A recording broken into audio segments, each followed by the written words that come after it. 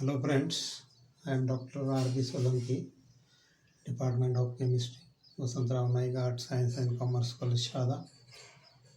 Today this is our fourth lecture. Already we have discussed about the colligative properties. Here we have studied about lowering in vapor pressure, elevation in boiling point.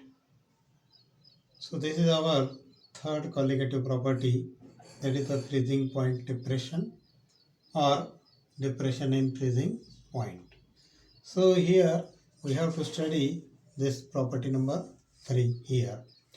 The temperature at which solid solvent starts separating from the solution is called as freezing point of the solution. When a solute is added into the solvent, then freezing point of solution, that is T, is less than freezing point of the pure solvent, that is T0.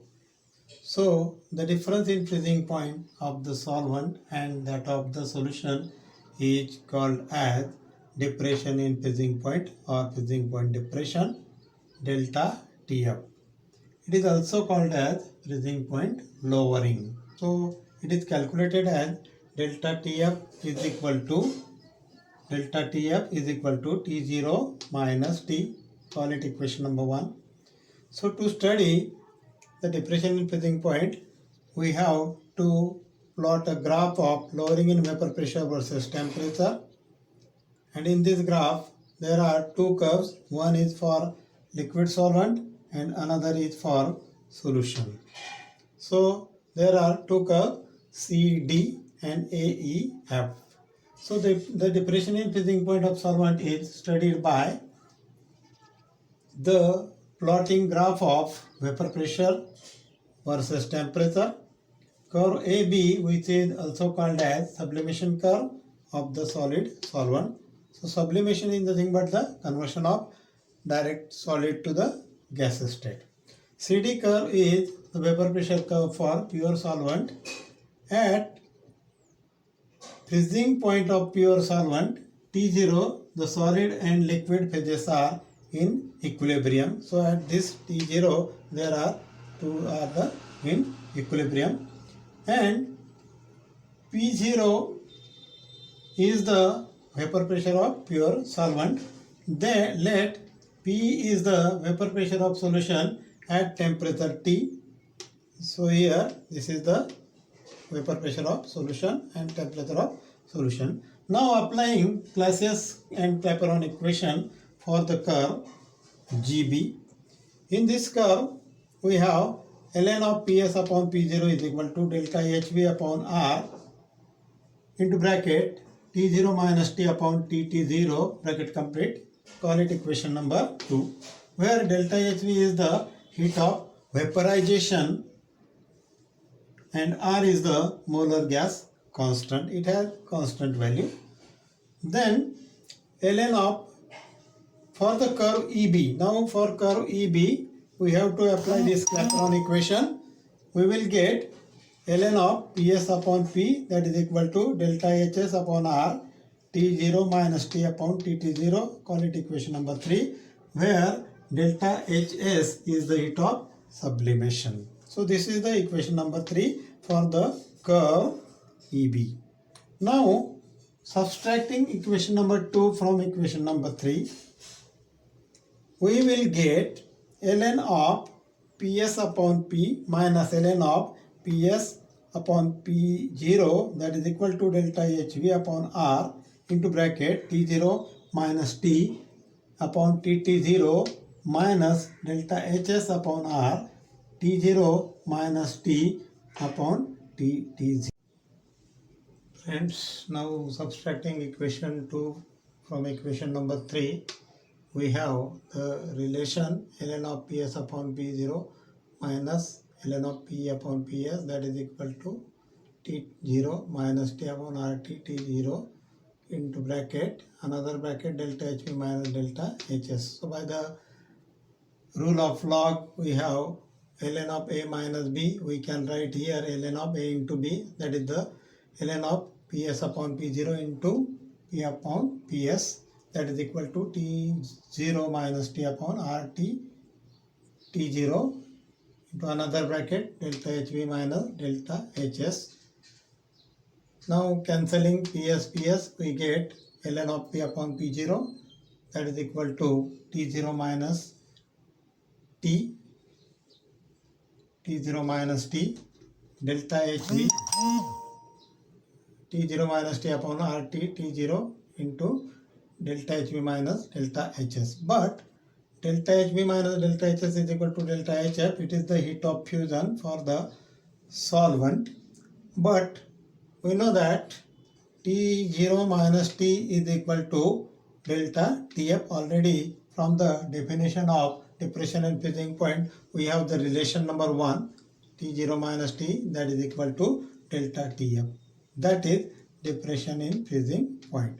Now putting this value here, we get ln of P upon P0, that is equal to delta TF divided by RT T0 into delta HF.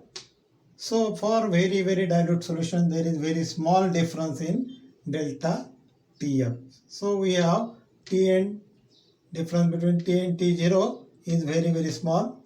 So as compared to T minus T0, we have T0. That is T into T0 is equal to T0 square. Now ln of P upon P0, that is equal to delta TF upon RT0 square into delta TF.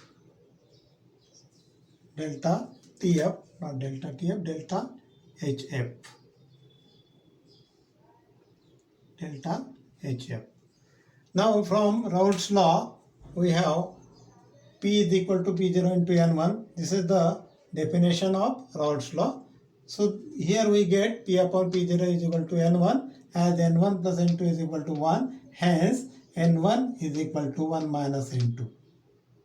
So P upon P0 is equal to 1 minus N2, and the equation 4 becomes ln of P upon P0 is equal to ln of 1 minus N2, that is equal to delta H upon RT0 square into delta TF. So here this equation 5. Now from Maclaurin's theorem, we have discussed already in elevation boiling point, that is the expansion of ln of 1 minus N2. We have the relation minus N2, then minus N3 upon 3 factorial, then minus N4 upon 4 factorial. In this way, we have concluded that ln of 1 minus N2 is equal to minus N2, because mole fraction N2 is very small as compared to this. The values of N3 upon 3 factorial, 2 upon 3 factorial, these are all the neglected. So now minus N2 is equal to minus delta H upon RT0 square, delta TF, N2 is equal to this. Here we have to change this sign of N2. So instead of ln of P upon P0, we have to write P0 upon P minus N2. Here becomes plus N2. So here the relation, this is N2 is equal to delta HF upon RT0 square into delta TF. So delta TF is equal to, now change this position here, N2 becomes here and delta TF here. So this equation becomes delta TF is equal to RT0 square divided by delta HF into N2. This is equation number 6. All the terms in the bracket. So here all the terms in the brackets are constant, and we can show that delta TF is directly proportional to N2. That is the delta TF, that is the depression in freezing point, is depends on mole fraction of solute particles. So hence we can prove that here, that is the depression in freezing point is the colligative property, because it depends on the number of solute particles. Hence it is the colligative property. Now here concentration for the mole fraction must be in molality small m. So we have N2 is equal to m upon N1 plus m. For very dilute solution, N1 is very greater than m. Hence N2 is equal to here m upon N1 plus m. N1 plus m is equal to N1. Hence here N2 is equal to m upon N1. Hence the equation number 6 becomes delta TF is equal to RT0 square upon delta HF into M upon N1. Here then the equation becomes delta TF is equal to RT0 square upon delta HF into N1 into M. This is the equation. Friends, in above equation, the term in the bracket RT0 square upon delta HF into N1, that is equal to KF. So putting this value in equation number 7, and we will get delta TF is equal to KF into M. So here KF is the known as molar freezing point constant, or it is also known as cryoscopic constant. And in case of elevation and boiling point, there was Kb, which was known as ebullioscopic constant. So here Kf is the molar freezing point constant or cryoscopic constant. So delta Tf is equal to Kf into M. So in the bracket term will be Kf, M into M. This is equation number 8. So for M is equal to 1, we have delta Tf is equal to Kf. That is the depression in freezing point is equal to cryoscopic constant or molar freezing point constant.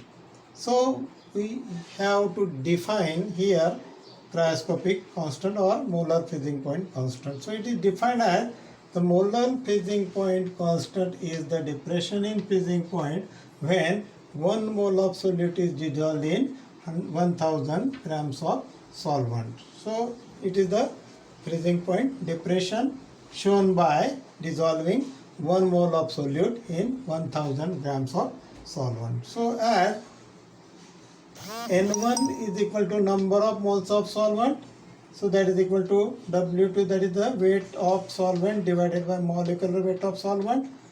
1000 divided by M1 is equal to N1. Putting this value in this equation, and we have delta Tf is equal to RT0 square upon delta HF 1000 divided by M1.